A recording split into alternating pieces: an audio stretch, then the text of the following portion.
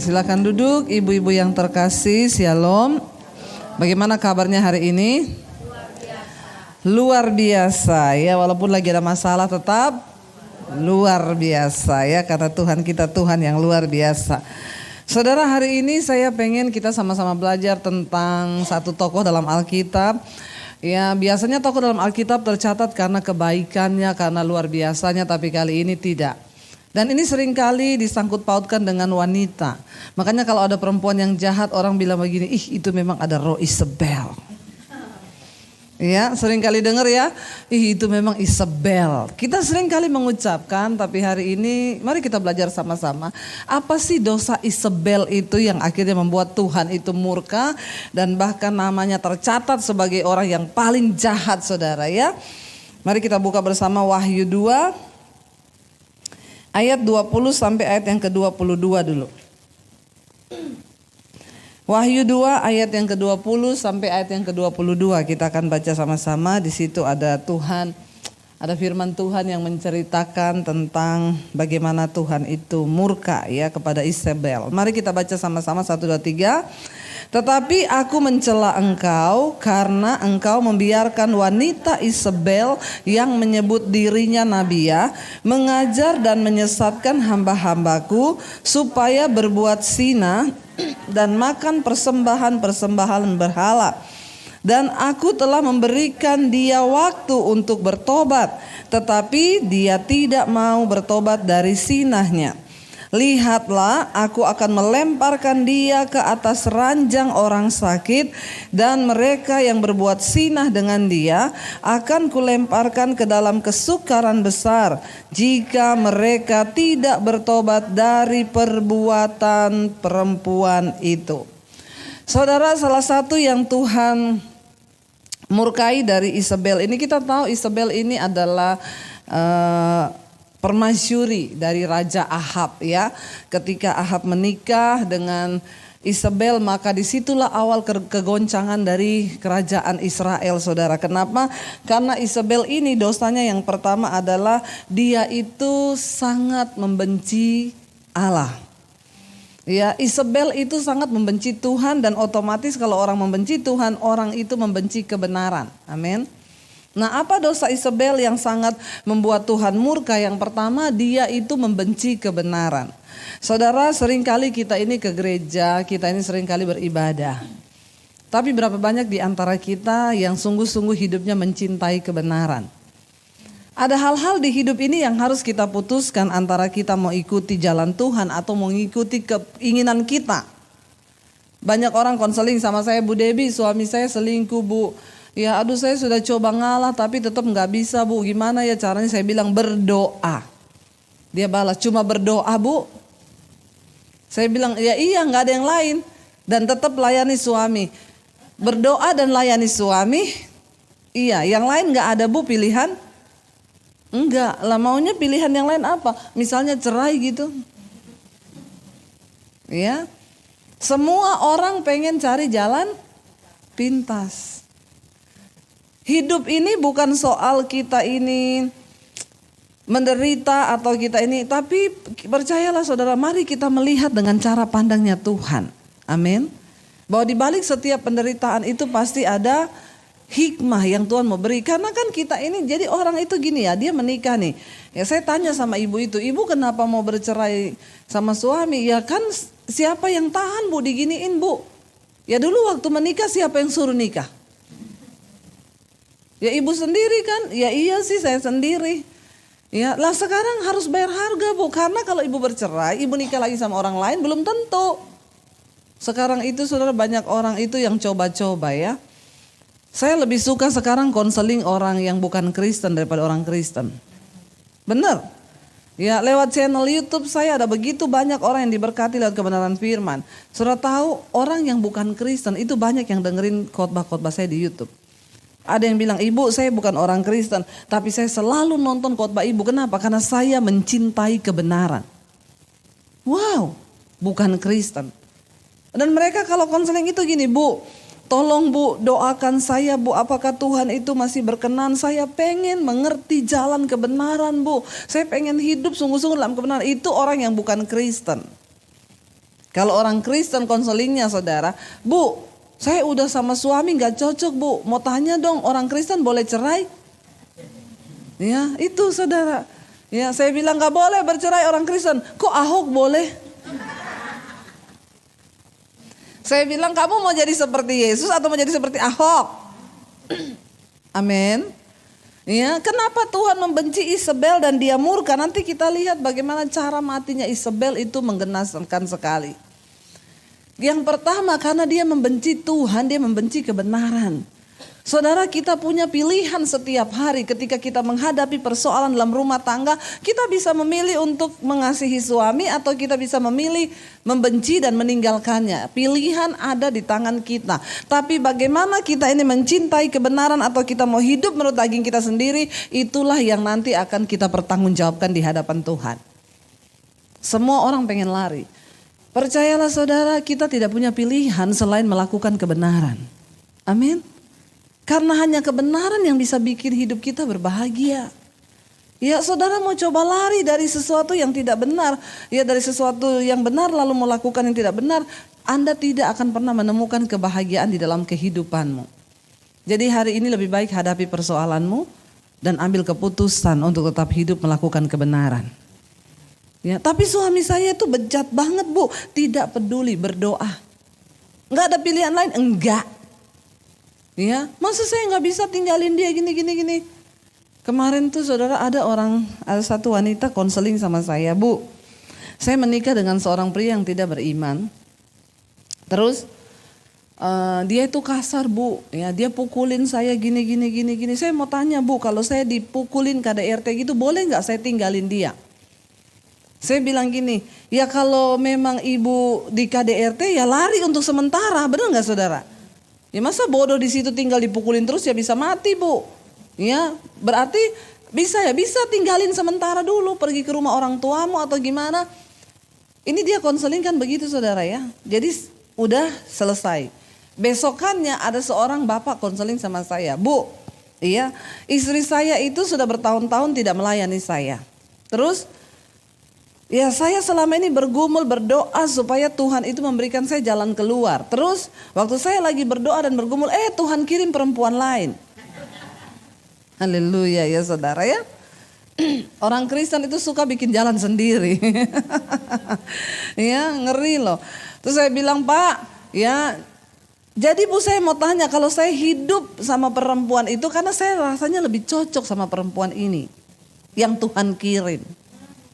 Pret. Ya. Terus Pak, jadi saya mau tanya Bu, bisa kan saya menikah sama dia? Dia kasih ayat-ayat firman Tuhan. Daud punya istri banyak, Salomo punya istri banyak. Masa saya nggak boleh? Terus saya bilang gini, nggak boleh Pak apapun alasannya. Tapi perempuan itu senasib sama saya Bu. Dia sudah tidak dipedulikan oleh suaminya. Jadi kami sama-sama cocok. Terus saya bilang tetap gak boleh. Tapi 2 hari yang lalu ada perempuan konseling sama ibu. Dan dia bilang dia di KDRT suaminya. Dan ibu bilang dia boleh pergi meninggalkan suaminya.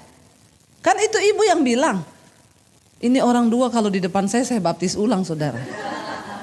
Ya saya rendam agak lama 15 menit gitu ya. Biar dia buka mata langsung di rumah Bapak di sorga.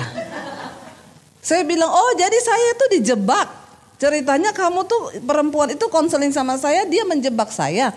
Pak dia gak cerita kalau dia punya laki-laki lain. Kalau dia cerita dia punya laki-laki lain, saya bilang gak boleh, biar lu di KDRT biar sampai bengkak-bengkak, terima aja. Ngeri gak saudara orang Kristen sekarang ya? Jadi dia konseling sama saya, waktu saya bilang bisa Bu tinggalin dulu. Dia bilang sama laki-laki itu, boleh kata Bu Debbie, boleh. Saudara orang Kristen sekarang kalau konseling itu bukan cari kebenaran. Tapi cari pembenaran. Ngeri loh. Jadi hamba Tuhan sekarang tuh harus hati-hati. Makanya saya tuh sekarang kalau ada orang konseling langsung ngomong, Bu suami saya kasar, saya langsung tanya, Anda punya pil? Karena biasanya begitu tuh. Ya. Jadi saudara mengerikan ya ternyata apa yang saya sampaikan disampaikan sama. Tapi kan ibu bilang boleh dia tinggalkan suaminya. Lah perempuan yang konseling itu, itulah yang Tuhan kirim buat saya. Aduh saudara ya. Yang begini-begini ini yang namanya roh Isabel ini. Dia tahu kebenaran, tapi dia tidak mau melakukan kebenaran. Dia nggak cari kebenaran, dia cari pembenaran. Makanya saya bilang saya malas konseling orang Kristen. Lebih baik konseling orang yang bukan Kristen, yang sama sekali belum tahu kebenaran. Dan mereka bilang, ibu saya pengen ibu untuk hidup dalam kebenaran. Kasih tahu saya apa itu jalan kebenarannya Tuhan. Mari kita bertobat saudara. Jangan sampai kita ini punya roh Isabel. Apa itu roh Isabel? Roh yang tidak mencintai kebenaran.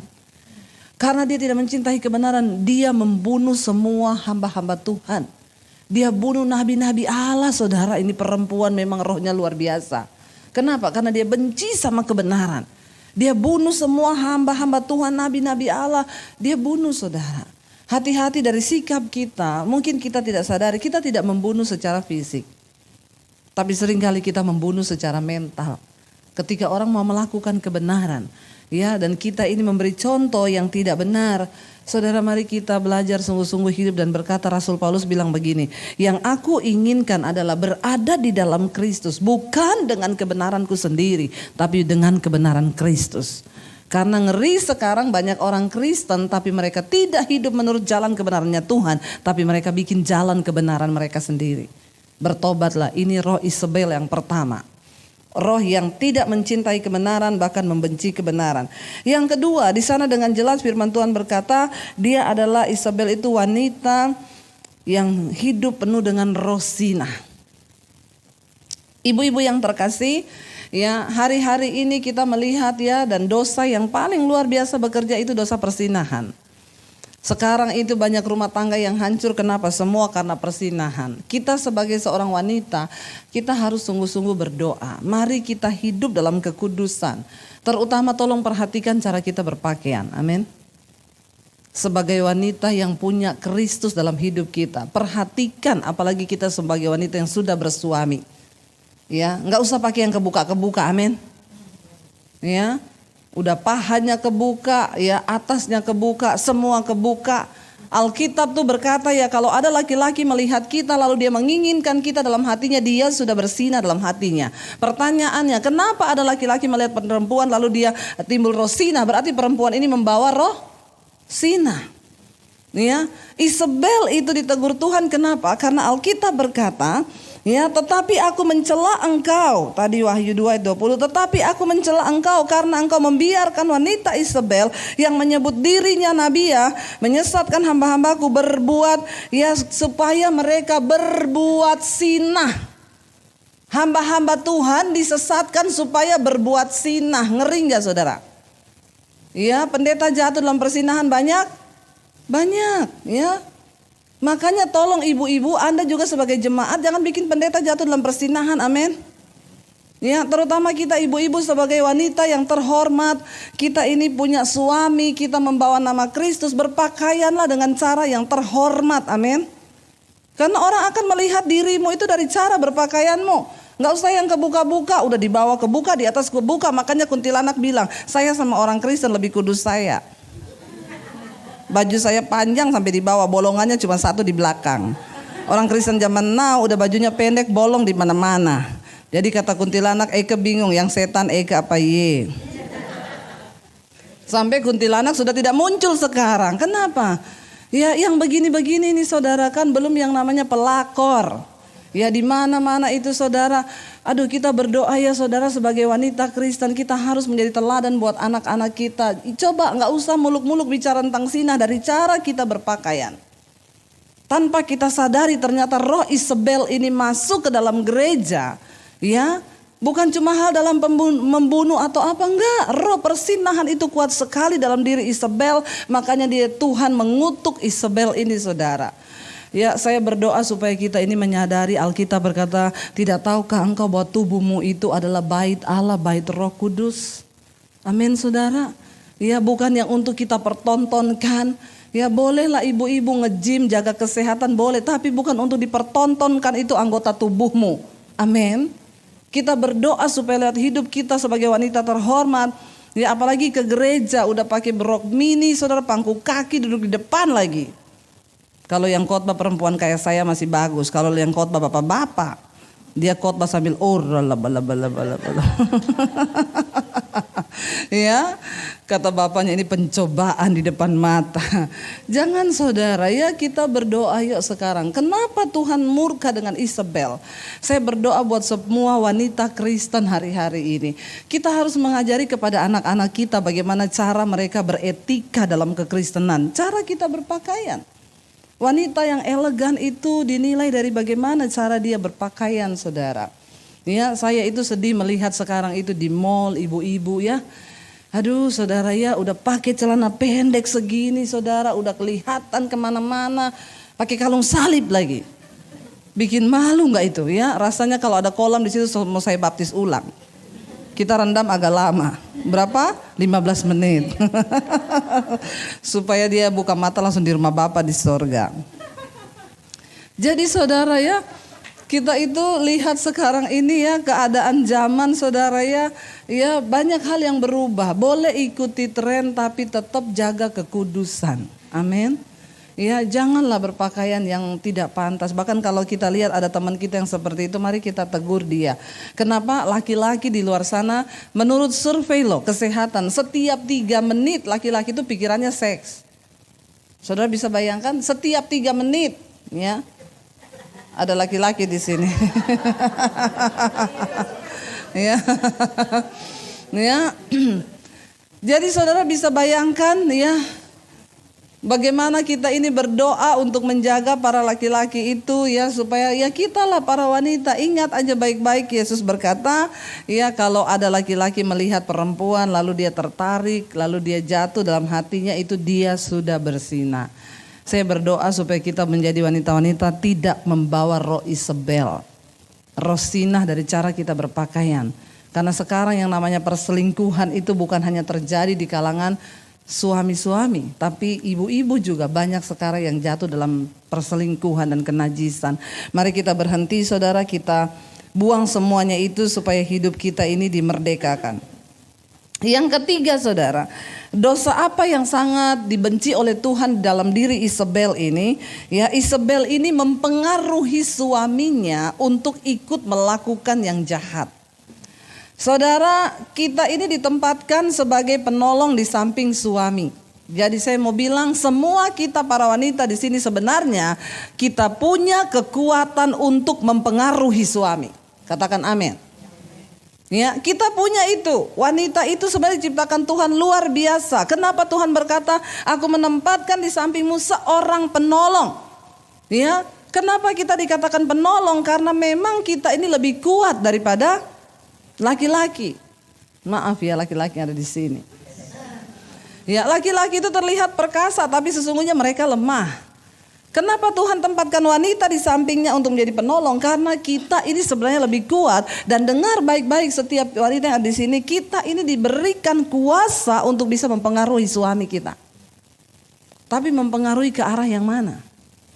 Ya, dari awal pertama kali Tuhan tempatkan wanita di samping Adam. Tuhan bilang, Adam, tidak baik kalau engkau seorang diri. Aku tempatkan seorang penolong di sampingmu. Lalu Adam berkata, terima kasih Tuhan. Waktu dia bangun dia lihat ada wanita di sampingnya. Dia bilang, wow, inilah tulang dari tulangku, daging dari dagingku. Waktu Hawa bujuk dia berdosa. Lihat, pertama kali jatuh saja Adam itu digoda oleh Hawa.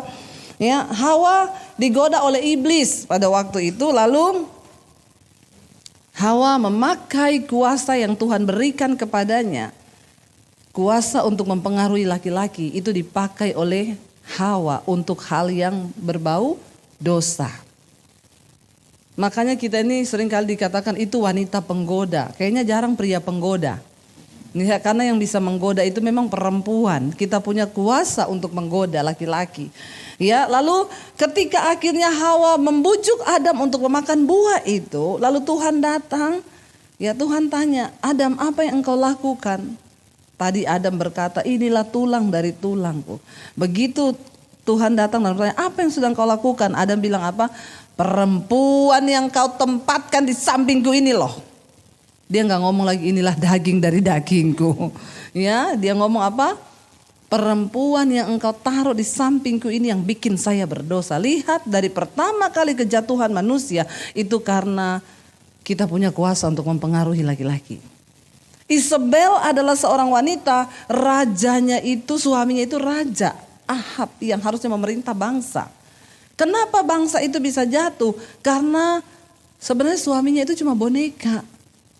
Tapi Isabel lah yang memerintah, yang melakukan semua keputusan di atas bangsa itu, saudara. Dan semua keputusannya jahat karena dia tidak mencintai kebenaran.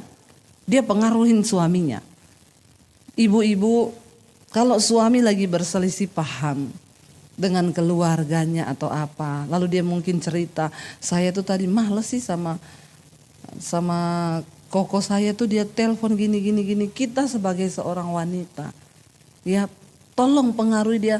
Saya, Tuhan bilang lepaskan pengampunan. Ya, coba berpikir dengan kepala yang dingin, pasti semua ada hikmahnya. Jangan suami pulang, males banget, tadi si Cici telepon ini, makanya itu kan keluargamu kan.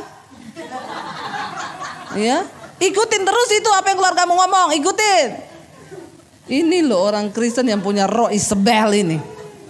Amin ibu-ibu. Ya, coba kasih dia, kita ini wanita ditempatkan di samping pria menjadi penolong. Makanya istri harus kuat di dalam firman. Amin. Kita nih harus kuat di dalam firman. Kenapa? Kita ini penolong dalam sebuah rumah tangga. Kuat atau tidaknya rumah tangga pernikahan itu ada di tangan istri sebenarnya. Kenapa? Karena kita pendoa, kita penolong. Suami itu hanya bisa mengikuti kalau kita punya kekuatan untuk mempengaruhi. Pakailah kuasa yang sudah Tuhan berikan itu untuk mempengaruhi suami kita melakukan kebenaran. Amin. Ya, kalau kita ajak dia berdoa, ayo Pak berdoa yuk, kamu aja yang berdoa. Ya udah gak apa-apa, ambil alih dulu, dia belum bisa menjadi imam. Ngantuk nih, pegang tangannya dia. Ayo kita berdoa dalam nama Yesus Tuhan. Ya, satu saat itu Tuhan itu pasti melihat, dan apa yang kita lakukan yang kebaikan itu pasti akan transfer kepada dia, saudara. Ya, jangan setiap kali kita berantem, ya kamu kan gak bisa jadi imam yang baik dalam rumah tangga. Apa itu pendeta ngomong kamu itu laki-laki gini-gini. Please. Ya, jangan bawa roh Isabel di dalam rumah tangga kita. Amin. Terus ingatin suami dengan firman Tuhan. Ya, dia mau pergi kerja, doain dalam nama Yesus, aku berdoa ya. Saya percaya nanti pasti Tuhan akan memberkati engkau. Saudara, saya sudah bersaksi di sini, ada seorang ibu, dia telepon saya, Bu Debbie, saya lihat channel YouTube ibu, iya saya mau sharing sama ibu. Suami saya kemarin kena pelakor, Bu. Jadi pelakor itu datang menawarkan saham.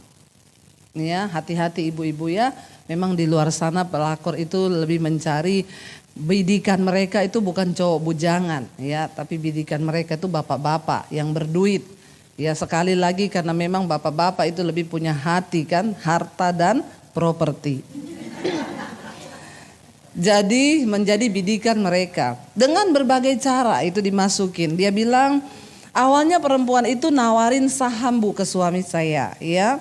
Dia telepon, Pak saya dari ini bisa ketemu gini. Akhirnya karena tiap hari menggoda, suaminya kasih waktu ketemu lah. Nggak tahu ketemu di mana.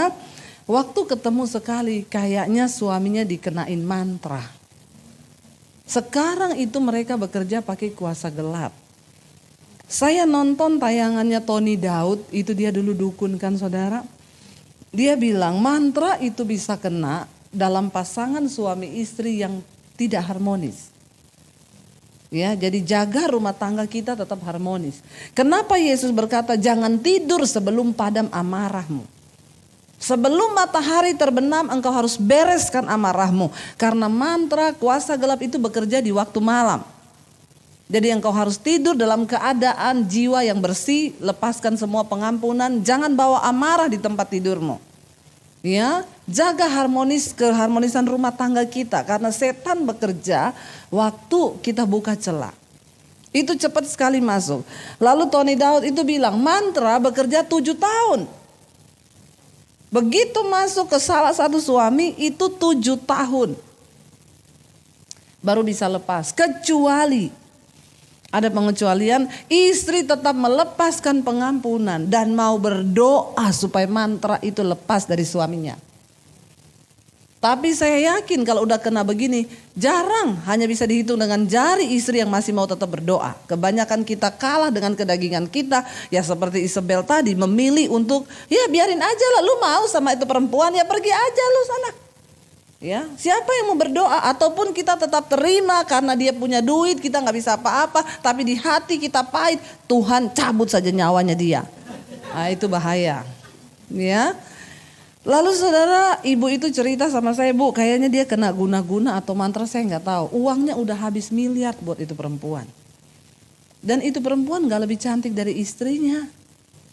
Lalu saya bilang tetap berdoa, Bu. Iya, saya tetap berdoa, Bu. Ya, untung istrinya ini kuat saudara di dalam doa. Saya tetap berdoa buat suami saya. Tiap jam 2 malam dia bangun berdoa buat suami. Jam 2 malam dia bangun, dia bersyafaat, dia bahasa roh buat suaminya. Segala mantra-mantra itu aku putuskan dalam nama Yesus. Waktu dia berdoa, saudara, suaminya udah jarang pulang. Ya. Dan orang kalau kena mantra itu, saya hari-hari ini konseling banyak sekali orang. Lupa istri, lupa anak. Benar-benar udah kayak semua yang konseling sama saya, Bu, suami saya berubah, saya yang kayak gak kenal dia, udah kayak orang lain. Itu tanda-tanda suami yang kena mantra. Kayak lupa ingatan, gak ingat istri, gak ingat anak, gak ingat pulang. Dan kalau ditegur istri makin marah, dia makin marah. Semakin istrinya marah sama suami, mantra itu semakin masuk. Itu cara kerjanya setan. Karena setan bekerja itu butuh nutrisi. Nutrisinya apa? Kepahitan, sakit hati, kebencian. Makanya Yesus bilang kita harus beres. Amin. Supaya gak ada tempat buat setan dalam hidup kita. Lalu dia berdoa, terus dia berdoa saudara. Makin suaminya gak pulang, dia makin terus berdoa. Satu kali dia telepon saya, Bu, saya tiap malam berdoakan jam 2 malam buat dia. Tapi saya bingung, Bu, akhir-akhir ini itu rumah saya didatangi pocong. Pocongan keliling-keliling di taman rumah saya. Jadi rumahnya itu yang bagian bawah itu kaca, semua di luar itu taman. Bukan cuma dia yang lihat, sopir, pembantu lihat pocongan saudara, lompat-lompat. Saya bilang, ibu gak usah takut, itu cuma setan biasa-biasa itu yang kayak begitu. Setan yang paling menakutkan tuh kebencian, iri hati, dengki, itu setan yang pangkatnya jenderal. Kalau cuma pocongan kuntilanak lewat tuh mah kerucuk-kerucuknya gak ada apa-apanya. Gak usah takut. Iya, Bu, saya memberanikan diri. Dia doa terus, satu kali dia WA saya, Bu, pocongannya masuk rumah. Ya, ini benar-benar loh saudara ya, yang benar-benar kisah yang saya tangani gitu ya. Pocongannya masuk rumah, jangan takut, Bu. Iya. Berikutnya lagi, Bu, pocongannya naik ke kamar saya. Ya. Tapi dia udah bilang, ya itu saya selalu bilang, itu bukan setan yang sesungguhnya, jangan takut, itu iblis cuma menakut-nakuti. Sampai akhirnya itu pocongan masuk kamarnya dia, berdiri di sampingnya dia lagi berdoa. Tapi dia bilang, saya gak takut, Bu, saya tengking hilang. Ya, hilang. Saya bilang berarti setannya udah mulai panas. Karena istrinya gak benci suaminya, tapi dia menangis dan lepaskan pengampunan. Dia terus berdoa buat suaminya, Satu kali dia bilang sama saya, Bu, ajaib loh, suaminya pulang jam 3 pagi. Gedor-gedor rumah, gedor pintu kamar, suruh bukain, begitu dibuka, nangis tersungkur di bawah kakinya dia. Dia ngomong, sayang, aku tahu kamu berdoa buat aku, say, thank you kamu berdoa buat aku. Tahu gak tadi saya bangun, saya lihat perempuan di samping saya itu tidur, dia kayak mak lampir, nenek-nenek tua. Ya, dan saya ketakutan lari pulang, dia kasih HP-nya ke istrinya, nih kamu pegang HP-nya, saya gak mau ada hubungan apa-apa sama dia, please. Lalu istrinya berdoa sama Tuhan, dikasih tahu pasti ada barang-barang yang dia taruh di tempatnya suamimu. Dibongkar, saudara, ketemu di dalam satu pulpen itu ada keris kecil sekali dimasukin dalam pulpennya suaminya. Ya, saudara lihat setan itu bekerja sekarang luar biasa loh. Makanya kita wanita-wanita harus punya iman yang kuat. Akhir zaman ini setan berusaha memporak-porandakan rumah tangga. Ujung-ujungnya, buntut-buntutnya semua baliknya kemana? Uang. Ya emang para pelakor itu benar-benar cinta? Ya enggak lah. Lihat udah miliar-miliar saudara ditarik terus kerjasama sama dukun tuh. Dukun yang baca-baca. Tapi Alkitab berkata kuasa Tuhan tuh lebih besar dari segala kuasa yang ada dalam dunia ini. Tapi kita harus berjaga-jaga, jangan sampai tertipu. Kenapa? Karena kita punya keinginan daging. Makanya jaga keharmonisan rumah tangga. Amin. Alkitab berkata ibu-ibu istri kita ini seperti pokok anggur yang baik dalam rumah tangga. Biarlah kemanisan kita itu bisa dicicipin sama suami. Tolong layani suamimu dengan baik, amin. Bangun pagi layani dia minum apa, mau minum jus, minum apa. Dari tanganmu, bukan dari tangan pembantu. Amin ibu-ibu. Yang amin cuma sedikit. Ya. Jangan dari pembantu yang mbak tolong potongin pepaya, mbak tolong potongin itu apel, mbak tolong please ya. Ada yang bilang gini, saya khotbahin Amsal 31, istri yang cakap dia bangun waktu hari masih gelap, dia menyediakan makanan buat seisi rumahnya. Ada ibu-ibu sosialita yang gak terima dan ngomong gini, Bu kita kan ibu-ibu orang kaya punya pembantu, ngapain juga kita yang harus bangun. Saya bilang itu istri di Amsal 31, itu istrinya orang kaya. Coba saudara baca baik-baik. Dia punya banyak pelayan. Tapi dia bangun hari masih gelap. Dia mengatur pekerjaan untuk para pelayan-pelayannya. Jadi tidak ada alasan kita sebagai istri tidak melayani suami kita. Amin. Yang belum melayani tolong besok pagi bangun. Ini kok menertawakan saya? Ampuni mereka Tuhan. Karena mereka tahu apa yang mereka lakukan ini. Benar ibu-ibu ya. Saya selalu bertanya kepada suami saya, bagaimana cara saya menghormati kamu? Suami saya bilang, kalau kamu itu bangun pagi, kamu siapin semua yang saya butuhkan, apa yang saya mau, itu tandanya kamu sudah menghormati aku. Dan saya melakukan itu. Setiap bangun pagi saya siapin semua sarapan. Ada mbak, tapi saya nggak pernah suruh mbak potong pepaya buat suami saya. Dengan tangan saya sendiri, itu berbeda. Kenapa? Waktu engkau melakukan firman Tuhan, maka firman itu akan berdampak dalam kehidupan rumah tanggamu. Amin.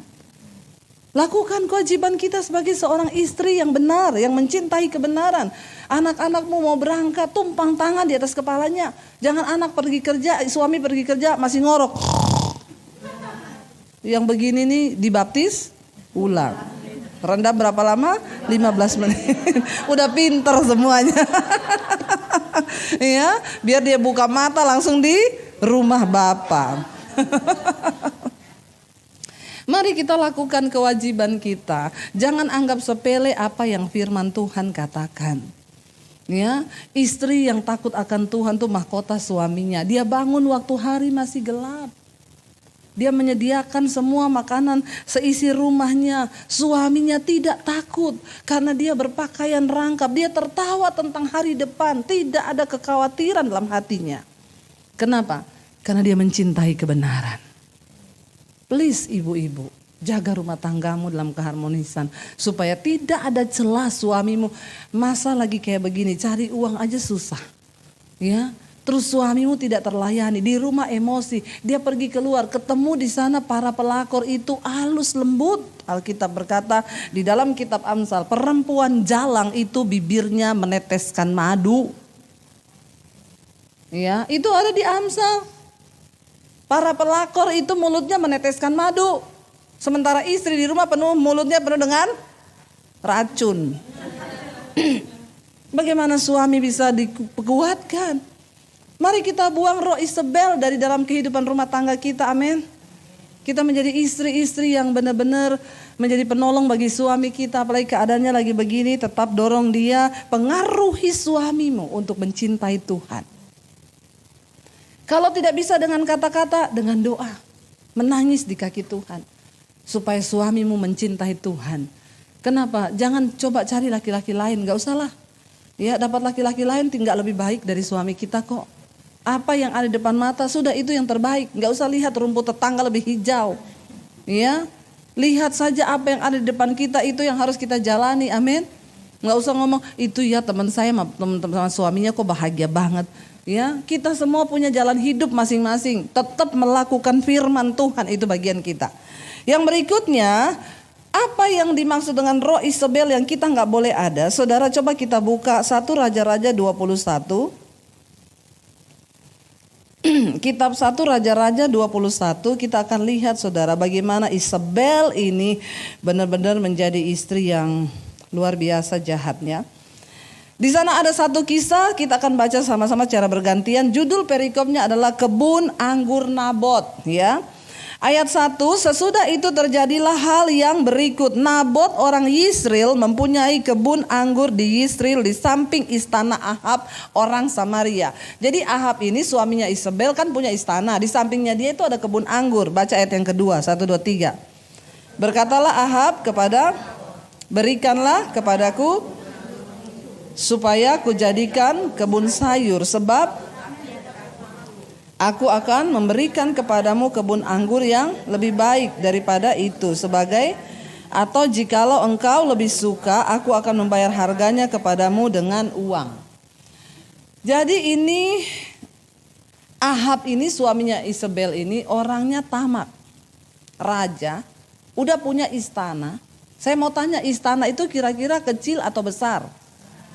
Namanya juga raja, rumah istananya pasti besar. Tapi dasar orangnya penuh dengan ketamakan, hatinya tidak pernah puas.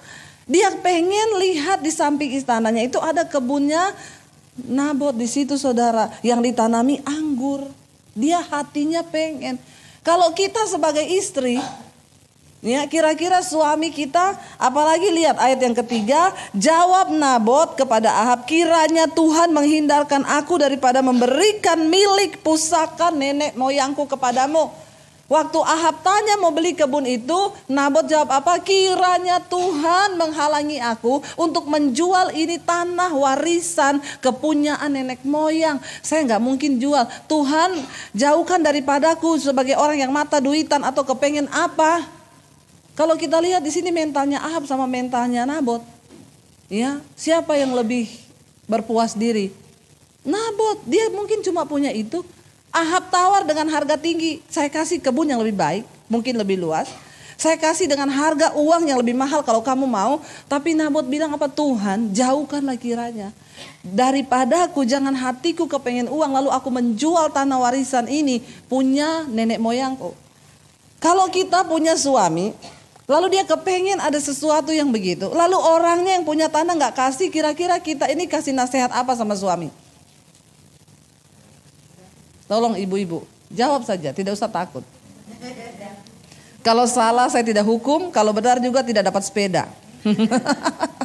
Ya, siapa yang mau jawab? Kalau suami kita sudah punya rumah gede, masih kepengen orang punya, lalu orang itu gak mau kasih, kita jawab, kita nasihati sama suami kita apa?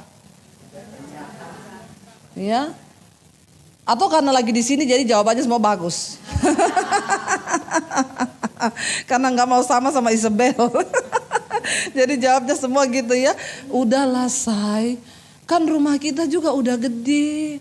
Kamu juga mau buat apa ini, istana kan besar sekali. Ngapain lagi sih, cukupkanlah dirimu dengan apa yang ada padamu. Beneran? Halo. Kalau lagi mau beli tas, terus suaminya nggak kasih.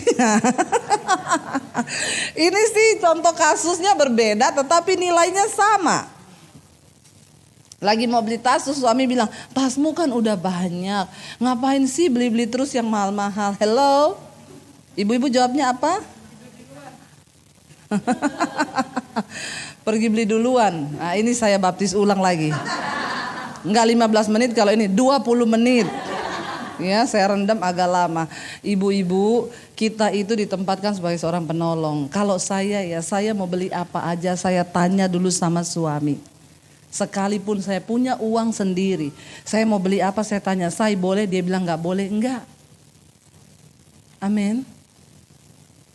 Halo ibu-ibu, kenapa kita harus hidup sampai seperti itu? Kita sedang melakukan firman Tuhan, itu membentuk kita belajar mengalahkan keinginan daging kita. Karena kalau keinginan daging kita nggak dikalahkan, kita jadi seperti Isabel.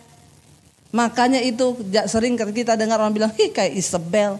Kita nggak ngerti apa itu roh Isabel yang gini-gini. Kalau engkau punya keinginan, suamimu ngomong jangan, ya jangan. Demikian sebaliknya, suami punya sesuatu dalam ketamakan yang pengen gini, kita juga nasihati. Kalau suami itu lihat hidup kita bijaksana, kita bukan tipe wanita yang menghambur-hamburkan uang untuk sesuatu yang sifatnya kedagingan. Saya yakin Saudara punya kekuatan untuk mempengaruhi suamimu. Kenapa? Karena dia melihat betapa saleh dan sucinya hidup istrinya itu. Amin. Kenapa saya juga ngomong ke suami saya apa, dia pasti dengar. Karena dia ngomong saya apa ya saya dengar. Pernikahan itu dibangun dengan sebuah komunikasi, bukan cuma lewat mulut tapi lewat hati. Amin. Ketika kita belajar melakukan firman Tuhan, maka disitulah kekuatan kita. Bagaimana kita bisa mempunyai kekuasaan untuk mempengaruhi suami waktu engkau belajar taat kepada firman Tuhan. Alkitab berkata, jika ada suamimu yang belum bertobat, hai istri-istri, menangkanlah dia tanpa perkataan, hanya dengan perbuatan. Supaya ketika dia melihat perbuatan istrinya yang saleh itu, maka dia akan juga bertobat dan tunduk kepada kebenaran. Ini bukan saya yang ngomong, ini Alkitab yang ngomong. Dan kalau Alkitab ngomong itu salah? Enggak, selalu pasti benar. Kenapa suami kita nggak lihat dia bertobat? Karena kita juga tidak tunduk kepada kebenaran. Tapi kalau kita melakukan kebenaran, Alkitab bilang suami kita akan melihat kita betapa saleh dan murni iman istrinya. Dan saya percaya apa yang kita ngomong dia pasti dengar. Amin, ibu-ibu. Kita berdoa ya supaya kita menemukan benar-benar. Ya lalu apa yang terjadi? Ayat yang keempat. Lalu karena Nabot gak kasih ya. Lalu masuklah Ahab ke dalam istananya dengan kesal hati dan gusar. Karena perkataan yang dikatakan Nabot orang Yisrael itu kepadanya. Tidak akan kuberikan kepadamu milik pusaka nenek moyangku. Maka berbaringlah ia di tempat tidurnya dan menelungkupkan mukanya dan tidak mau makan. Agak-agak alay juga nih suaminya. Ya, sampai nggak mau makan gara-gara pengen tanah tapi nggak dikasih. Ya, ayat yang ke-6, ayat yang ke-5 baca sama-sama. Lalu datanglah Isabel istrinya dan berkata kepadanya, apa sebabnya hatimu kesal sehingga engkau tidak mau makan? Sebenarnya perhatian sih, benar nggak? Masih bagus si Isabel ini perhatian. Ada istri yang walaupun suaminya udah puyeng, pusing apa, nggak mau tahu dan tidak mau tahu. Kayaknya lagi puyeng, biarin aja, syukur. Ya, siapa suruh uang bulanan nggak lancar. Bertobat ya ibu-ibu. Ya, dia datang loh, dia lihat suaminya lagi puyeng, lagi galau. Kenapa? Dia bilang, apa yang bikin kamu galau? Ayat yang ke-6. Lalu jawabnya kepadanya, sebab aku telah berkata kepada Nabot orang Yisrael itu, berikanlah kepadaku kebun anggurmu dengan bayaran uang. Atau jika engkau lebih suka, aku akan memberikan kebun anggur kepadamu sebagai gantinya. Tetapi sahutnya, tidak akan kuberikan kepadamu kebun anggur itu. Ayat 7. Kata Isabel istrinya kepadanya, bukankah engkau sekarang yang memegang kuasa atas Israel? Ini ya istrinya ya, perhatikan saudara roh Isabel. Ya, bukannya gini, say udahlah, istanamu kan udah gede. Ngapain lagi? Kalau ada ribut-ribut suami sama kakak-kakaknya itu loh. Masa saya disuruh tanda tangan tanah yang mau dijual, masa saya nggak dapat bagian? Kita istri ngomongnya apa? Say, nggak usah. Warisan kita hanya dari Tuhan. Waktu kita merelakan segalanya, maka Tuhan akan mewarisi sesuatu yang nilainya sampai pada kekekalan. Amin. Ya, kalau Isabel yang di sampingnya, jangan mau tanda tangan. Enak aja, lu minta dulu bagianmu dong. Enak saja mau tanda tangan, please deh saudara. Ya, please deh. Ya. Orang yang hidup dalam kebenaran itu tidak akan pernah melihat kerugian. Lepaskan sesuatu yang benar. Ini Isabel ngomong apa? Waktu suaminya ngomong gitu, kata-katanya ini benar bagaikan pedang yang langsung menusuk kepada jiwa. Dia bangkitkan amarahnya suaminya. Kata Isabel istrinya kepadanya, bukankah engkau sekarang yang memegang kuasa atas Israel? Bangunlah, makanlah, dan biarlah hatimu gembira. Aku akan memberikan kebun anggur Nabot orang Yisrael itu. Lihat ya, ini istri yang jahat sekali. Gak tahu dia punya rencana apa. Lalu Alkitab berkata, ayat yang ke-8. Kemudian ia menulis surat atas nama Ahab. Konon ini Isabel, dia bikin stempel sendiri. Yang suaminya gak tahu. Jadi semua keputusan yang dilakukan oleh anak buah suaminya itu dia yang tulis, tapi dia stempel atas namanya suaminya.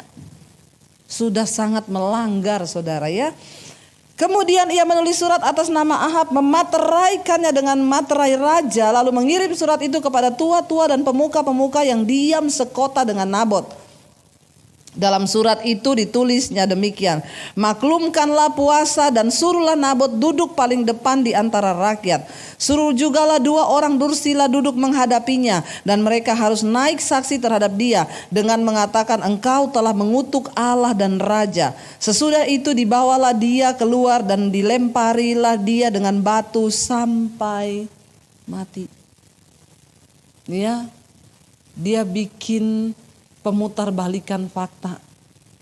Ya, dia suruh hakimi Nabot karena dia sudah menghina nama Allah dan raja.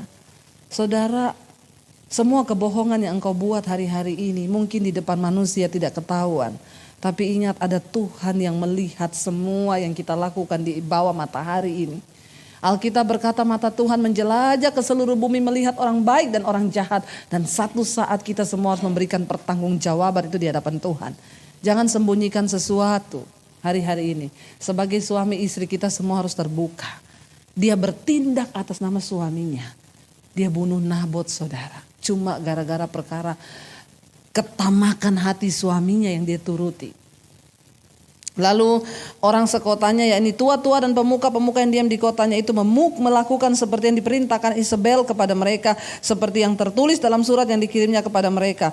Mereka memaklumkan puasa dan menyuruh Nabot duduk paling depan di antara rakyat. Kemudian datanglah 2 orang, yakni orang-orang dursila itu, lalu duduk menghadap Nabot. Orang dursila itu naik saksi terhadap Nabot di depan rakyat, katanya, Nabot telah mengutuk Allah dan raja. Sesudah itu mereka membawa dia keluar kota lalu melempari dia dengan batu sampai mati. Setelah itu mereka menyuruh orang kepada Isabel mengatakan, Nabot sudah dilempari sampai mati.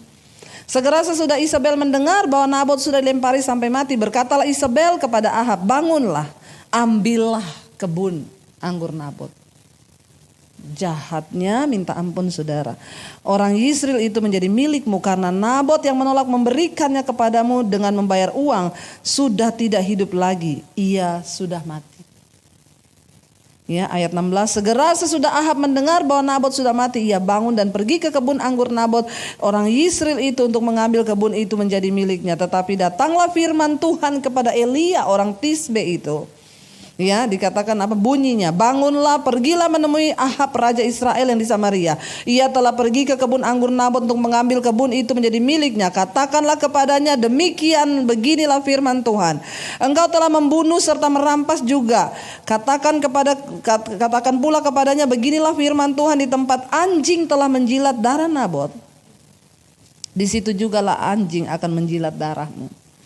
Kata Ahab kepada Elia, sekarang engkau mendapat aku, hai musuhku? Jawabnya, memang sekarang aku mendapat engkau karena engkau sudah memperbudak diri dengan melakukan apa yang jahat di mata Tuhan. Sesungguhnya aku akan mendatangkan malapetaka kepadamu. Aku akan menyapu engkau dan melenyapkan setiap orang laki-laki dari keluarga Ahab, baik yang tinggi maupun yang rendah kedudukannya di Israel. Dan aku akan memperlakukan keluargamu sama seperti keluarga Yerobeam bin Nebat dan seperti keluarga Beasa bin Ahia, oleh karena engkau menimbulkan sakit hatiku, kata Tuhan, dan oleh karena engkau mengakibatkan orang Israel berbuat dosa. Juga mengenai Isabel, Tuhan telah berfirman, anjing akan memakan Isabel di tembok luar Yisrael. Siapa dari keluarga Ahab yang mati di kota akan dimakan anjing, dan yang mati di padang akan dimakan burung di udara. Sesungguhnya tidak pernah ada orang seperti Ahab yang memperbudak diri dengan melakukan apa yang jahat di mata Tuhan, karena ia telah dibujuk oleh Isabel istrinya. Bahkan ia telah berlaku sangat keji dengan mengikuti berhala-berhala, tepat seperti yang dilakukan oleh orang Amori yang telah dihalau Tuhan dari depan bangsa Israel. Saudara, tidak ada satupun yang tidak akan kita tuai di dalam hidup ini. Mari, kenapa? Karena tanah mencatat semua perbuatan hidup kita, dan satu saat kita pasti akan menuai. Ya, jangan bawa sesuatu yang tidak benar dalam rumah tangga kita. Mari sebagai wanita-wanita kita mau berdoa. Tuhan, taruh hanya kebenaran-Mu dalam hidup kami. supaya kami juga membawa pengaruh yang benar itu. Yang terakhir, apa dosa Isabel yang sangat menyakiti hati Tuhan? Kalau kita lihat Wahyu pasal 2 ayat yang ke-22 di sana dikatakan, lihat aku akan melemparkan dia ke atas. Kenapa? Karena dia tidak, ayat yang bertobat, tentang pertobatan di sana dikatakan, mengajar menyesatkan hamba-hambaku, tetapi tetapi ia tidak mau bertobat dari sinahnya. Lihatlah aku akan melemparkan dia ke atas ranjang orang sakit, dan mereka yang berbuat zina akan kulemparkan. Kenapa?